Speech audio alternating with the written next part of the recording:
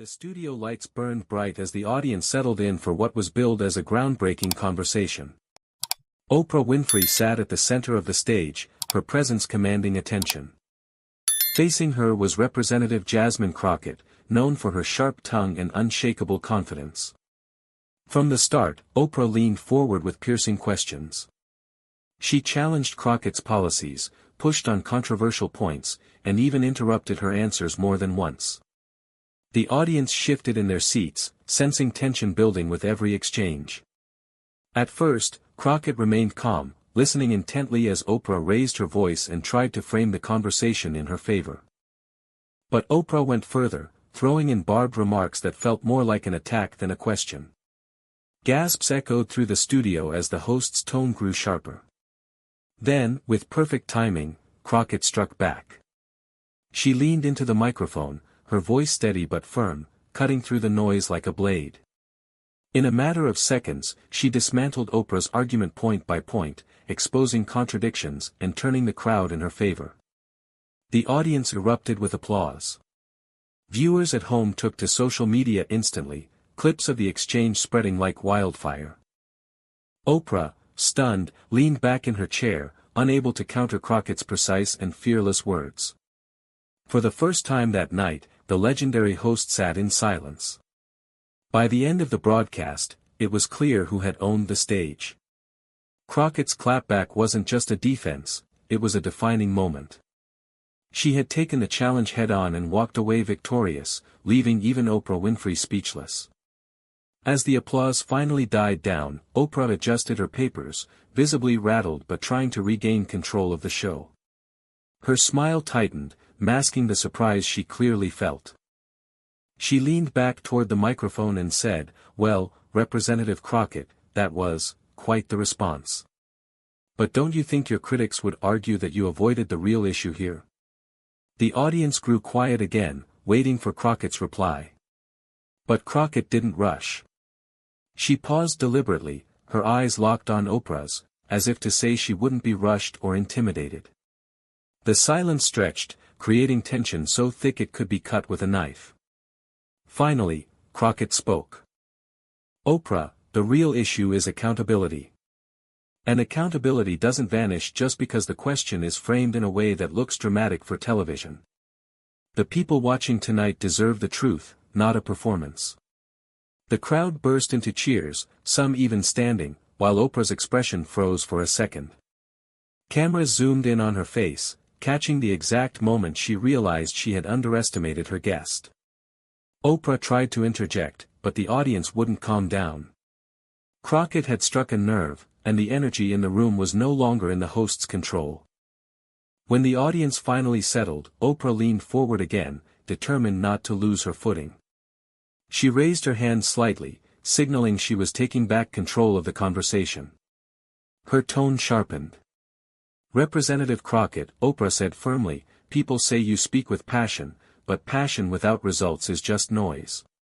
What do you actually have to show for all the bold statements you make?" The crowd let out a collective "oh," sensing the jab.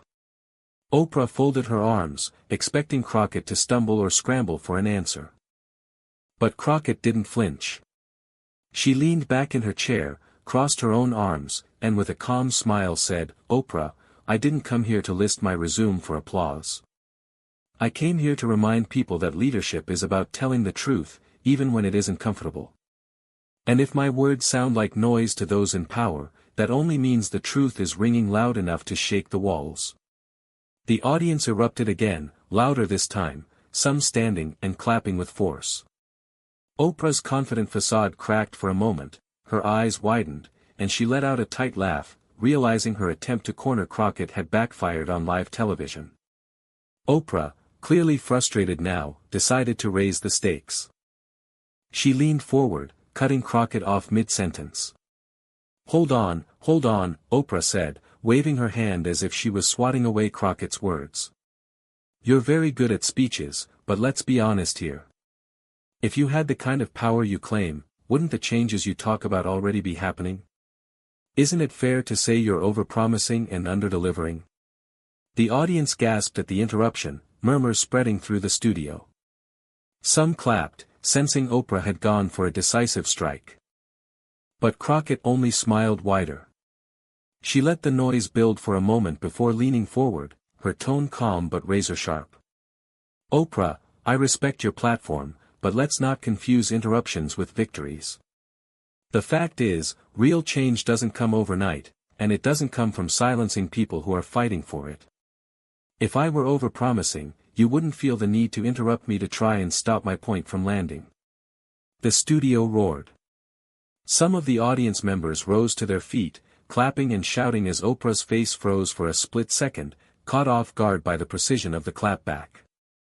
For the first time, the camera caught Oprah shifting in her chair, her composure cracking as Crockett's words echoed louder than any interruption could. Oprah inhaled slowly, clearly aware the momentum was slipping out of her hands. She straightened in her chair, trying to project authority as the crowd settled down. Her voice dropped lower, more deliberate. "Representative Crockett," she began, "I've interviewed presidents, world leaders, and cultural icons. Many of them carried themselves with humility, understanding that leadership isn't about winning arguments but serving people quietly. Do you think your confrontational style actually helps you serve, or does it just help you go viral?" The audience fell silent. It was a loaded question, personal, sharp, and designed to paint Crockett as more interested in fame than service. Crockett tilted her head slightly, unfazed. Her voice was measured, almost soft, but every word carried weight. "Oprah, with all due respect, being quiet in the face of injustice isn't humility, it's complicity. Viral moments don't happen because I shout louder. They happen because I refuse to let the truth be buried under polite silence. If that truth resonates with millions, maybe it's because people are tired of watching leaders stay quiet while nothing changes." The crowd exploded again, this time with a standing ovation that drowned out Oprah's attempt to respond. Some audience members whistled, others chanted Crockett's name, while Oprah sat frozen, forced to wait out the wave of applause. The cameras caught the exact image. Oprah's legendary poise rattled, while Crockett sat confident, leaning back in her chair, letting the crowd roar on her behalf.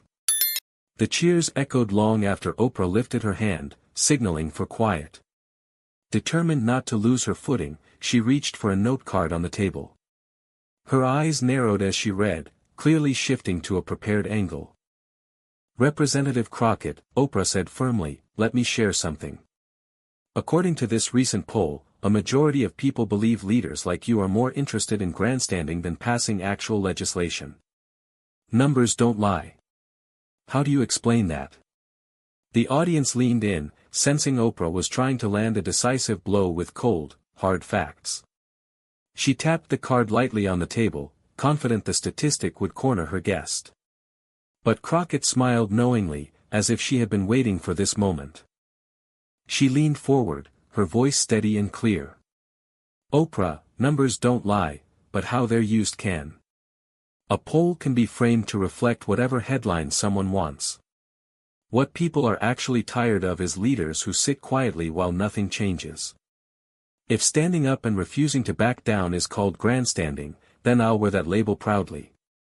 Because silence has never passed a single law." The audience erupted once more, louder than before, with a mix of cheers and applause that shook the stage. Some people shouted, "That's right," while others clapped so hard the sound carried over Oprah's microphone. Oprah's hand froze mid-tap on the card. For the first time, she looked caught, her carefully prepared note dismantled in seconds, her authority slipping live on air. Oprah exhaled slowly, realizing her notes had failed her. She placed the card back on the table and shifted her strategy. Her voice softened, carrying a tone that mixed disappointment with concern. "Jasmine," Oprah said, dropping the formality of representative, "do you ever stop to think about how your style affects young people watching you? They see the fire, the confrontations, the clashes. Are you teaching them to argue, or to lead?" The audience quieted instantly. Oprah's emotional appeal struck differently. It wasn't about facts or numbers, but character. She was trying to shift the narrative, painting Crockett as reckless rather than inspiring. But Crockett leaned in, her expression unwavering. She let the silence hang for a moment before replying, her words deliberate. Oprah, young people don't need to be taught how to argue. They already know what it feels like to be ignored. What they need is someone showing them that their voice matters, even when the world tries to silence it. If my fire gives them courage to speak truth to power, then that's leadership, not noise. The audience broke into thunderous applause, louder than any moment yet. Some stood, clapping above their heads, while others shouted words of support. The camera panned across the crowd, faces lit up, inspired, energized. Oprah blinked, caught between admiration and frustration. For the first time, it seemed even she was questioning whether she had underestimated the force sitting across from her. Oprah leaned forward again, determination flickering in her eyes. She wasn't ready to let go. Shuffling through her notes, she raised her voice just slightly, aiming for a decisive strike. Representative Crockett, it's not just me saying this. Prominent voices, respected leaders, even members of your own party, have said your approach is too combative, too disruptive. If those closest to you are questioning your methods, doesn't that prove the critics are right? The audience murmured, the weight of Oprah's words hitting hard. She had shifted the spotlight away from herself and placed Crockett under the scrutiny of her own peers. Crockett, however, didn't flinch. She leaned into the mic, her expression sharp but calm, her tone cutting through the tension like glass. Oprah, when people in power feel uncomfortable, they call you combative. When you refuse to stay silent, they call you disruptive. But let's be honest, every meaningful change in history was led by someone who refused to sit quietly and play nice. So if the worst thing my critics can say is that I fight too hard, I'll take that as confirmation I'm doing my job. The crowd exploded. The applause drowned out everything, so loud Oprah had to wait before speaking again. Some audience members pointed toward Crockett with admiration, while others shouted, "That's leadership." Oprah froze for a moment, her face betraying both disbelief and respect. The live broadcast had turned into something she hadn't anticipated, a showcase of Crockett's unshakable resolve. The energy in the studio was electric, but Oprah wasn't ready to concede. She leaned forward, her voice dropping into a serious, almost grave tone. "Jasmine," she began slowly, "critics can be dismissed, applause can be loud, but at the end of the day, leadership is lonely. When the cameras turn off and the cheering stops, do you honestly believe you're prepared to carry that weight? Or is this just about the spotlight?" The question landed heavy, and the room fell silent. It wasn't just a challenge, it was personal. Oprah's words carried the weight of someone who had lived in the spotlight for decades, hinting that Crockett might not be able to endure it. Crockett didn't look shaken. She leaned forward, her eyes locked on Oprah, her tone calm yet commanding. "Oprah, I don't carry this weight because I want the spotlight. I carry it because the people who trusted me don't have one. When the cameras turn off, I don't go home to applause, I go back to the same communities that sent me here, and they remind me exactly why I fight." The spotlight fades. The responsibility doesn't. The audience erupted again, but this time the applause felt different, deeper, more emotional. People weren't just clapping, some were wiping their eyes, moved by the raw conviction in Crockett's voice. Oprah sat back, her lips parted slightly, unable to mask her surprise. For the first time in the night, she seemed speechless, and the cameras caught it all. The studio lights seemed to burn hotter as the audience's applause finally softened. Oprah shifted in her chair, clasping her hands together, her face composed but her eyes betraying tension. She knew this was her last chance to regain control. She leaned forward, her voice steady and deliberate. "Jasmine," she said, "you've made powerful statements tonight. But history judges leaders not by their words, but by what they leave behind. So I'll ask you this directly, when your time is over, what will people really remember about you? Your fights, or your results?" The silence that followed was absolute. Oprah had thrown down what she clearly believed was her knockout line. The audience leaned in, hanging on Crockett's next words. Crockett didn't blink. She folded her hands on the table and delivered her response without hesitation. They'll remember that I never backed down when it mattered most. Results are important, but results come from the fights no one else is willing to have. If history remembers me as the woman who refused to be silenced, then that's a legacy I'll wear proudly. Because silence leaves nothing behind but regrets. The crowd erupted in a standing ovation, louder than any moment before. People were shouting her name, clapping above their heads, the studio shaking with energy. Oprah froze, her final question dismantled in front of millions.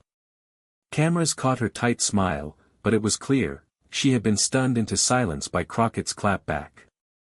That single exchange lit up social media within minutes, clips spreading like wildfire. The headline was written before the show even ended, Crockett leaves Oprah speechless. As the broadcast wrapped, the studio buzzed with energy. Audience members pulled out their phones, recording the aftermath while still chanting Crockett's name. Oprah smiled tightly for the cameras, but her silence in that final moment was already cemented as the headline of the night. Within minutes of the show ending, clips of Crockett's clapback flooded social media. Hashtags with her name shot to the top of trending lists. Short clips of Oprah's stunned reaction were looped endlessly with captions like, "She wasn't ready," and Crockett just ended the debate in one line. Comment sections exploded. Some viewers praised Oprah's legacy but admitted she had been outmatched. Others hailed Crockett as the voice they had been waiting for, someone unafraid to say what others only whispered. News outlets scrambled to cover the viral moment. Late-night hosts replayed the clip, analysts broke down Crockett's delivery, and even political commentators admitted her words had landed with historic force. For Oprah, it was a rare moment of being on the receiving end of the kind of cultural earthquake she had so often created. For Crockett, it was confirmation, her voice had cut through not only the studio walls, but into living rooms across the nation. The morning after the broadcast, every major network replayed the clash. Crockett's final words were spliced into highlight reels, while Oprah's silent reaction became the still image plastered across headlines. Reporters crowded outside Crockett's office, eager for her first response to the viral firestorm. By midday, she agreed to a short interview on the steps of the Capitol. Cameras flashed as she stepped up to the microphones, poised and collected. A journalist shouted, "Representative Crockett, last night's exchange has been watched over 10 million times already. Do you have anything to say about going viral?" Crockett smiled, shaking her head slightly before answering. "I didn't show up to go viral. I showed up to tell the truth. If the truth travels fast, that just proves how hungry people are to hear it. My job isn't to trend. My job is to represent those who don't have a seat at the table." The crowd of reporters buzzed with follow-up questions, but the line had already made the evening news cycle. Social media users clipped it instantly, captioning it, "Crockett isn't chasing fame. Fame is chasing her." Oprah remained silent publicly, but the contrast was clear. While she tried to recover privately, Crockett was doubling down, seizing the momentum with confidence that made her rise seem unstoppable. For nearly 2 days, Oprah said nothing. The silence only fueled speculation. Commentators debated whether she was regrouping or whether Crockett's words had struck too deep. Finally, Oprah released a statement during her own podcast taping. Her tone was calm, but the message was pointed. "Representative Crockett is passionate, no doubt," Oprah said. "But passion isn't the same as progress. We should be careful not to mistake a viral moment for true leadership. History isn't written in sound bites." The clip spread quickly, but instead of weakening Crockett's momentum, it ignited another wave of support. Crockett's allies and everyday citizens flooded social media with responses, posting, "History is written by those who dare to speak when silence is demanded." Crockett herself finally responded in a brief press conference. She didn't attack Oprah directly. Instead, she smiled and said, "History isn't written in silence either. That single sentence ricocheted across headlines, instantly trending. Oprah's attempt to reclaim the narrative had backfired, amplifying Crockett's words even further. The contrast was undeniable. Oprah's message felt defensive. Crockett's response felt like a rallying cry. And once again, the public made it clear who had won the moment. By the end of the week, Crockett's momentum had transformed from a viral clip into a political wave. Donations to her campaign poured in at record speed. Grassroots groups used her quotes on posters, T-shirts, and banners. One line in particular, "Silence leaves nothing but regrets," became a rallying slogan. Political analysts, who once dismissed her as too fiery, were now forced to admit she had tapped into something deeper. Talk shows replayed her exchange with Oprah not as a one-night moment, but as the spark of a movement.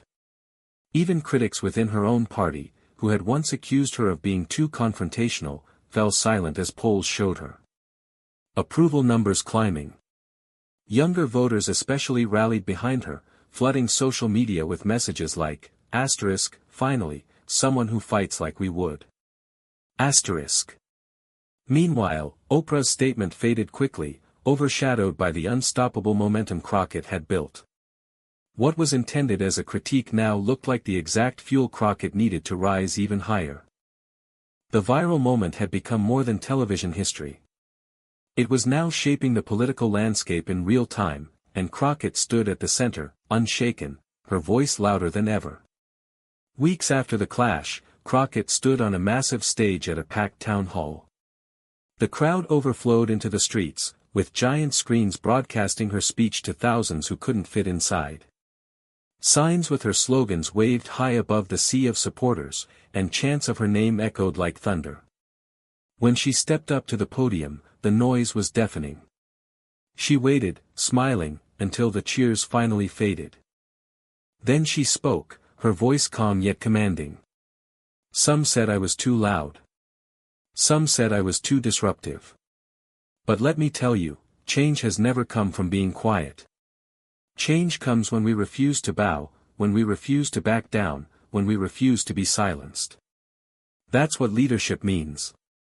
The crowd erupted, but she raised her hand for quiet and delivered her closing words. "I don't fight for applause. I don't fight for headlines. I fight for the people who never got a microphone. And as long as I have one, I will use it, not for me, but for them." The audience roared, chanting her name until the ground shook. Cameras captured every second, broadcasting the moment across the nation.